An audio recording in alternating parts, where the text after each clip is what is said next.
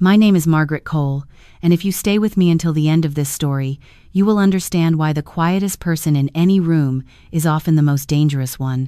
But before I tell you what happened at my son's housewarming party, I need you to understand the woman I was before that night, and the woman I became because of it, because the two are not the same. And the distance between them was built in silence, one careful decision at a time. The house was breathtaking, I will give them that.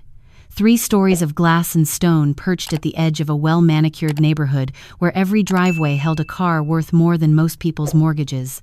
My son Daniel stood at the entrance greeting guests with the wide smile I had spent 30 years watching grow from a gap-toothed 6-year-old's grin into something polished and practiced. He had married into the Whitmore family 2 years prior, and in those 2 years, the polishing had accelerated. His wife Serena was everything her family had shaped her to be: beautiful, poised, and precise about who belonged in her circle and who did not. I arrived in the same sedan I had driven for 7 years. I parked it between a Range Rover and a Mercedes and walked to the door carrying a casserole dish because that is what I do. That is what I have always done. I feed people. I show up. I hold things together quietly while others make noise. Gerald Whitmore, Serena's father, found me within the first 15 minutes. He had a talent for locating the person in any room he could most easily diminish, and I suppose that evening I made it simple for him. I was wearing a navy dress I had owned for 4 years, sensible shoes, and no jewelry worth noticing. To Gerald, I was scenery, background, a small obligation his daughter had inherited by marrying my son. He was mid-sentence with a group of his associates when he noticed me setting my casserole on the buffet table. He laughed first before he even spoke, which told me everything about the kind of man he was. He gestured toward me with his champagne glass the way you might point at something mildly amusing on the side of the road, and he said to his group, loud enough that the nearest guests turned their heads, "That's the schoolteacher. 35 years of grading papers, and she brings a casserole to a catered party." The laughter that followed came quickly, the kind people produce when they want a powerful man to know they are on his side. I set the dish down slowly. I smoothed my hands against my dress.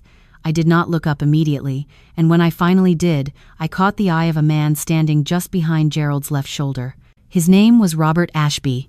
He was Gerald's business partner of 11 years, and the man who had spent the better part of the last 18 months trying, and failing, to negotiate the purchase of a commercial property in the city's downtown corridor.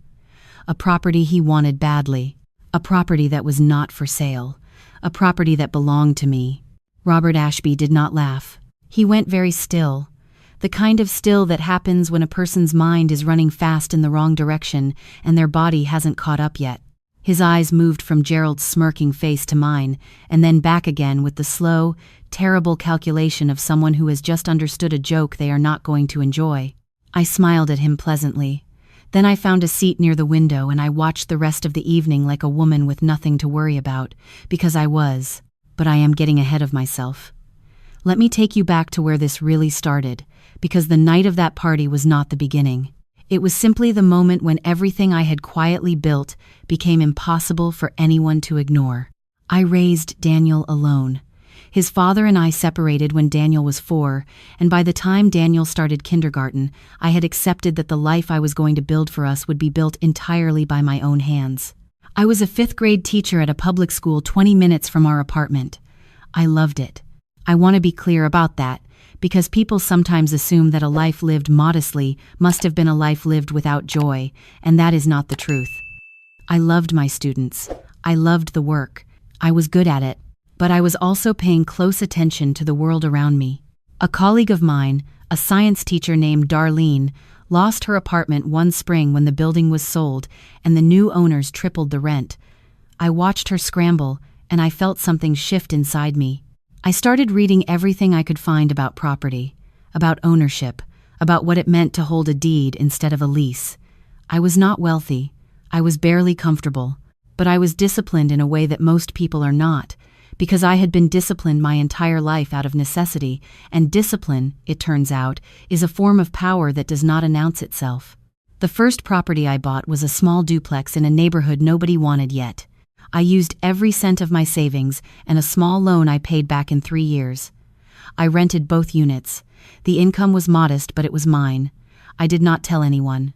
Not my sister, not my colleagues, not Daniel, who was 10 years old at the time and still believed the biggest decision I made each week was what to pack in his lunch. I kept teaching. I kept saving. I bought a second property, then a third. I formed a limited liability company with a name that bore no resemblance to mine. By the time Daniel graduated high school, I owned 6 rental properties and had begun researching commercial real estate. By the time he graduated college, my portfolio had grown to include 3 commercial buildings in the downtown corridor of our city. I drove the same reliable car. I lived in the same house I had lived in for 20 years. I dressed like a schoolteacher because I was one, and also because invisibility had become my most valuable asset. Nobody knew. That was the point. I had watched enough of life to understand what happens when relatives sense money. I had watched enough of business to understand what happens when competitors sense vulnerability. So I stayed quiet and I kept building, one careful acquisition at a time, always under the company name, always at arm's length from the name Margaret Cole. When Daniel brought Serena home for the first time, I liked her. I want to say that plainly. She was sharp and funny, and she looked at my son with genuine warmth, and that was all I needed to see. The Whitmores were a different story. Gerald was a property developer who had made his fortune by being loud at the right tables. Patricia, Serena's mother, collected social status the way some women collect scarves, not because she needed it but because it made her feel dressed. They were not bad people in the way that truly cruel people are bad. They were simply people who had confused their net worth with their worth, and that confusion had been polished so long it looked like confidence. The wedding was elegant. My seat was near the back of the family section, which I mention not to wound you with the detail but because it matters to the story. Gerald gave a toast that lasted 9 minutes and mentioned his own company 4 times. Patricia cried beautifully on cue. I sat in my seat and watched my son marry a woman I hoped would love him as steadily as I had, and I thought, let them have their glitter. I know what lasts. What I did not anticipate was how completely Serena would remake my son in the image of her family's expectations, or how willingly he would allow it to happen. It was subtle at first. Phone calls that grew shorter, holiday plans that shifted, always toward the Whitmore calendar. Small comments Serena made in my presence, never cruel, never direct, but shaped to remind me of the gap between their life and the one I had given Daniel. She once asked me, pleasantly, if I had thought about downsizing my house now that I was on a fixed income. I told her, pleasantly, that I was comfortable where I was. She smiled the way someone smiles when they have already decided the conversation is over. Daniel started parroting some of it, small things. He mentioned once that Gerald thought I should get into some kind of investment, as if the idea would be news to me. He mentioned that Serena thought I might enjoy a part-time job at the local library to stay engaged after retirement. I listened to all of it the way I had always listened, carefully, without revealing what I was thinking, which was that the ground beneath Gerald Whitmore's company was not as solid as he believed. I should explain that. Gerald had been trying to acquire the Caldwell building for 3 years. It was a 6-story commercial property on the corner of 2 of the busiest streets downtown, the kind of address that made a developer's portfolio look serious. The Caldwell building was 87% occupied, well-maintained, and had appreciated steadily for a decade. Gerald had made 4 offers. All 4 had been declined by the property's holding company, a quiet LLC that his attorney could never quite trace to a living, breathing individual. He found it infuriating. I know this because Robert Ashby had told me so himself during one of our meetings before he understood who he was talking to. Robert was careful. He was not Gerald.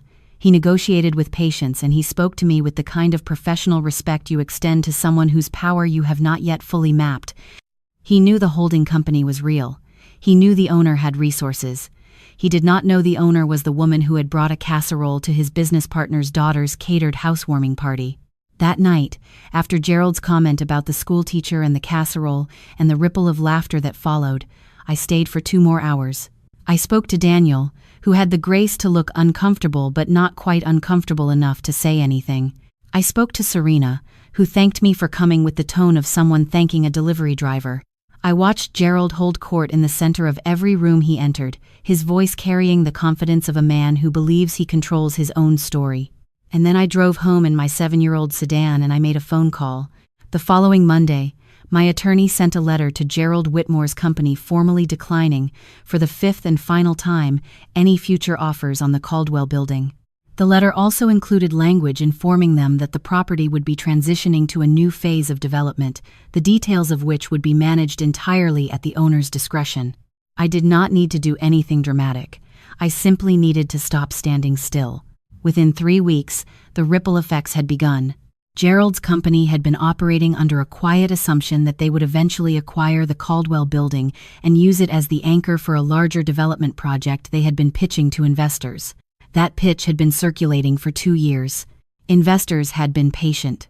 But when it became clear that the Caldwell acquisition was definitively off the table, patience began to look like a liability. 2 of Gerald's primary backers requested meetings. Those meetings did not go well. I heard about it the way you hear things when you pay attention, through my attorney, through a business contact who sat on the same board as one of Gerald's investors, through the particular silence that falls over a family dinner table when things are going wrong but nobody wants to be the first to say so. Serena started calling Daniel more. Not me, Daniel. But Daniel, to his credit, had begun asking questions.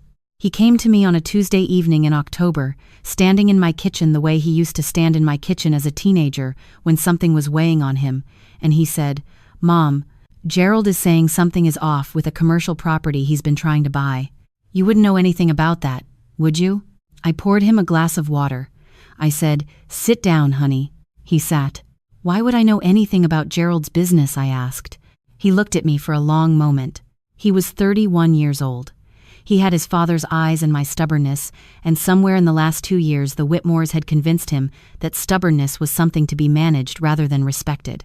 "Robert Ashby called Gerald," he said carefully. "He said the property the company's been trying to get has been controlled by an LLC for years. He said the person behind the LLC came up in a search." He paused. "Mom, he said it might be you." I let the silence sit between us the way I had always let silence sit long enough to be heard. "It is me," I said. The color moved through his face in stages. First confusion, then disbelief, then something that looked almost like wonder. "The Caldwell building," he said, and it was not quite a question. "Among others," I said. He was quiet for a very long time. I watched him recalibrating everything he thought he knew, which is a particular kind of vertigo that only arrives when someone you believed you understood turns out to be larger than the picture you had of them. Finally, he said, "For how long?" "Since you were in 5th grade," I said. He put his head in his hands. Not from shame, I think, but from the sheer weight of recalculation. When he looked up, his eyes were wet. "I didn't know," he said. "I know you didn't," I said. "I didn't tell you." "Why?" "Because I knew that the moment people knew, they would stop seeing me and start seeing the properties, and I needed people to keep seeing me clearly for a while longer." He understood that in the way that people understand things that hurt a little even when they are true. He reached across the table and took my hand and held it the way he had held my hand as a small boy walking into rooms that frightened him. I let him hold it. "Does Serena know?" he asked. "She will," I said. "When it's time." The time came at the Whitmore family dinner 3 weeks later. Gerald had requested the gathering himself, calling it a family strategy session, which was the kind of language that sounded authoritative but really meant that things were bad enough to require an audience. He had discovered by then, through Robert's increasing urgency and his own attorney's research, that the owner of the Caldwell building was not a distant corporation or an anonymous hedge fund. It was a woman connected, through his son-in-law, to his own dining room table. I was invited. I believe Serena pushed for my inclusion because she was afraid of what it might mean if I was excluded, and because she had begun to understand, slowly and uncomfortably, that she did not fully know who her mother-in-law was. I arrived on time. I wore the same kind of dress I always wore. I brought nothing because this was not that kind of evening. Gerald was already red when I walked in. Not angry exactly, not yet, but pressurized, the way a man gets when he has been holding something and that needs to come out. Patricia greeted me with a tightness around her mouth that told me she had been briefed. Robert Ashby was there, which surprised me slightly. Gerald must have wanted a witness who understood the business dimensions of what was about to happen. Robert met my eyes when I entered the room and gave me a small, careful nod, the nod of a man who has been dreading this dinner and is relieved to finally be inside it. We sat. The meal was served. Gerald made small talk with the precise mechanical quality of a man who has rehearsed appearing casual and cannot quite carry it off. About halfway through the main course, he set down his fork and looked at me. "Margaret," he said, and the room got quiet. "We need to talk about the Caldwell property." "All right," I said. "I think there may have been a misunderstanding," he said. He had decided, I could tell, that the best approach was to give me an exit. A polite fiction that would allow us all to pretend the situation had arisen from confusion rather than intention. When Robert first raised the possibility that your company held the building, I told him that couldn't be right, that there must be some confusion with the paperwork. He paused. "I assume that's the case." I looked at him steadily. "There is no confusion," I said. The table went very still. "I own the Caldwell building," I said. "I have owned it for 9 years. My company also holds the majority stake in the Riverside Corridor development, which I believe your firm has been in conversation with 2 of the same investors about." I paused to let that settle. "And the office building on Marchmont Street, where your company's headquarters is currently leased, is also part of my portfolio." Serena made a sound that was not quite a word. Gerald's face had gone through several colors and landed on something pale and unreadable. "That's not possible," he said, quietly. "The paperwork is quite clear," I said. "Robert has seen most of it, I believe." Robert Ashby looked at the tablecloth. He nodded once, barely perceptibly, the nod of a man confirming something he had been hoping wasn't true. "You've been sitting on those properties for years," Gerald said, and now there was an edge in his voice, the edge of a man who cannot decide whether he is angry or frightened. "Why? What were you trying to do?" "I was building something," I said simply. "The same thing you were building, Gerald, just more quietly."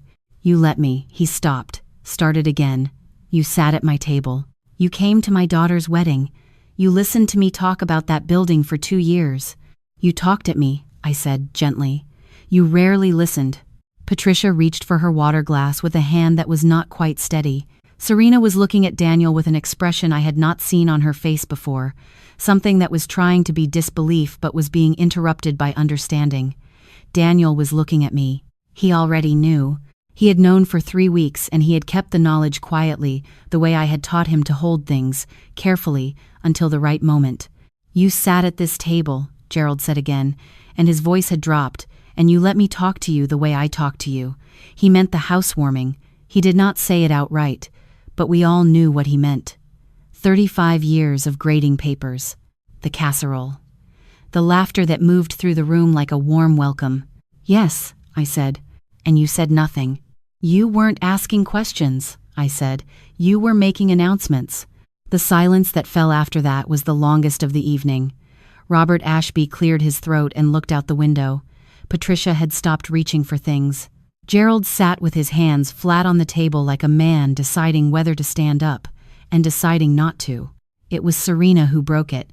Her voice was careful, controlled, but underneath the control, there was something cracking open. "How long have you known about the Caldwell deal?" she asked me. She meant, how long did you know we needed it, and say nothing? "Long enough," I said. I looked at her directly. I wanted her to hear this part. "Serena, I did not come to that housewarming party to humiliate your father. I came because Daniel is my son, and I wanted to see his home. What your father chose to do that evening was his decision, not mine." I paused, but I will not pretend that his decision went unnoticed. Her eyes flickered. She understood. She turned to look at her father, and in that look I saw the beginning of a reckoning that had nothing to do with me and everything to do with what she had allowed herself to believe about the woman her husband called his mother. Gerald did not speak for a long time. When he finally did, his voice had changed. The bluster was gone. What remained was something more honest and considerably less comfortable. "What happens now?" he asked. "That depends," I said, "on what you all decide to do next." I did not spell it out further. It did not need spelling out. The Caldwell building was mine. The Marchmont Street lease renewal would be coming up in 14 months. The Riverside investors were waiting on my decision about whether to proceed or step back. Gerald's company's immediate future sat in the portfolio of the woman he had laughed at over a casserole dish. I left before dessert. I said goodnight to Daniel at the door. He held my coat for me, which he had done since he was 12 years old, and had decided that holding a woman's coat was a small but meaningful thing a person could do, and I had never been able to watch him do it without feeling the full weight of every year that had brought us to that moment. Outside, the air was cold and clear, the way October air gets in the evenings, sharp enough to remind you that you are alive and standing, and that the ground under your feet is solid. The weeks that followed rearranged things. Gerald did not collapse in the dramatic way that arrogant people sometimes do in stories, all at once and loudly. He deflated, which is a different process and in some ways harder to watch. The bluster quieted. The performances at family gatherings became shorter. He stopped holding court at the center of every room and started, almost imperceptibly, choosing seats near the edges. His company renegotiated. My attorney and his attorney had a series of measured, professional conversations that resulted in a new lease agreement on Marchmont Street and a quiet withdrawal from the Riverside corridor pitch. No catastrophe, no ruin, but a clear and permanent recalibration of who held what and who owed what to whom. Patricia adjusted with more grace than I expected. She came to me privately about 6 weeks after the dinner called first, which I respected, and she said, simply, that she had not known. She meant the money, but I think she also meant the full picture of who I was, and she was honest enough to be embarrassed by that. We had a 30-minute conversation that was the most genuine exchange I had ever had with her, and by the end of it she had said more real things to me than she had in 2 years of Sunday dinners. Robert Ashby sent me a letter, handwritten, which surprised me. He said he respected what I had built and that he should have asked better questions a long time ago. I kept the letter. I am not sure why, exactly, except that honesty offered freely is worth holding on to. Daniel and Serena took longer. My son came to me a month after the dinner, on another Tuesday evening in my kitchen, and what he said was harder to hear than the confession about the properties had been to give. He said, "Mom, I should have said something at the housewarming." When he made that comment, I heard it. Serena heard it. We both let it pass because it was easier. He looked at his hands. "That's not an excuse. I know it's not. I just wanted to say it plainly." I let him finish. Then I said, "I know you heard it." He nodded. "I need you to understand something," I said. "The properties, the money, the building, none of that was about Gerald. It was never about Gerald. I built what I built because I needed to be certain that no matter what the world decided I was worth, I knew what I was actually worth. That certainty was mine. I was not building it to use against anyone." I paused. "But when someone makes you the punchline in a room your own son is standing in, and your son says nothing, that is the moment that matters. Not the insult, the silence." Daniel looked at me for a long time. His eyes were very much his father's eyes, which had always made these conversations feel like they were happening on multiple levels at once. "I know," he said. "I'm sorry, Mom." "I believe you," I said. And I did. Serena came the following Sunday. Without Daniel, which told me she had decided to do this herself, which I respected. She sat across from me at my kitchen table, where so many things had been decided and undecided over the years, and she said, "I grew up watching my father decide who mattered. I never questioned it. I want to say that I didn't know what he would do that night, and that's true, but I also want to say that I should have said something when he did it, and I didn't, and I'm sorry." She straightened. Serena straightened when she was being honest, I had noticed, and I think I spent the first 2 years of being your daughter-in-law looking at you the wrong way. I'm sorry for that too. It was more than I had expected. More, probably, than she found easy. I told her so. "Daniel talks about you constantly," she said, with a small, rueful smile. "I don't know how I managed to not actually see you." "It's easy," I said. "When people look like what they expect to see, you see the expectation and not the person. Your father looked at me and saw the category. A lot of people do. He's different now," she said. Not defensively, observationally, quieter. I think it shook something loose in him. "He asked me once if I thought he owed you an apology." She paused. I told him yes. I asked her if she thought he would. She said, I think he's working up to it. He came in December, a Sunday morning. He knocked on my door, which nobody did anymore, and when I opened it, Gerald Whitmore was standing on my porch in a coat that was too formal for a casual visit, which told me he had been standing outside for a minute or two, working up his nerve. He held his hat in his hands the way men of his generation hold hats when they are trying to say something difficult. He said, "I owe you an apology. For the party. For a long time before that, probably." He stopped. "I spent a long time thinking I knew what I was looking at when I looked at you." He stopped again. "I was wrong." I held the door open. "Would you like to come in?" I said. "I just made coffee." He came in. We sat at the kitchen table that had witnessed most of the important moments of my recent life. We drank coffee, and Gerald Whitmore talked to me like a person talking to another person, without the performance, without the calculation, and the conversation was nothing remarkable by most standards, except that it was honest, and honesty is always remarkable when it arrives somewhere it wasn't expected. I think about that wedding housewarming sometimes, the casserole on the buffet table, the way Gerald's champagne glass caught the light when he gestured, the ripple of laughter, the particular quality of being laughed at in a room full of people who do not know they are laughing at the wrong person, which is a very specific kind of silence, the kind that fills up with everything you have built and have not yet shown. I think about Robert Ashby going still, that stillness, the moment when recognition travels across a person's face and they understand that the architecture of the situation is not what they were told. I worked for 35 years in a classroom. I watched hundreds of children learn that the world was larger and stranger and more layered than they had imagined, and every year that revelation arrived on their faces like a small sunrise. I thought about those faces often in the months after that December conversation with Gerald. The world is larger than the box people put you in. That is not a secret. It is simply something most people choose not to believe until they are forced to. My mother used to say that the most powerful thing a woman can own is the knowledge that she does not need to be seen to be real. I spent a long time building on that foundation, quietly, without announcement, without asking anyone's permission or expecting anyone's recognition. The assets I accumulated were real. But the thing underneath the assets, the discipline, the patience, the refusal to be diminished by people who could not imagine me, that was the foundation. That was the thing I built first.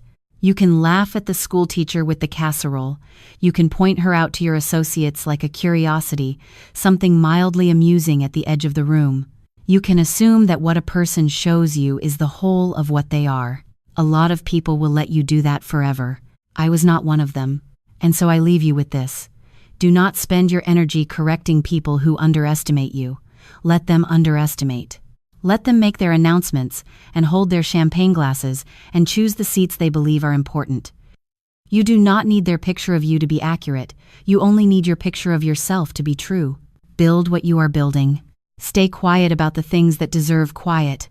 And when the moment comes, and it always comes, let the truth speak in the language that cannot be argued with. Facts, deeds, signatures.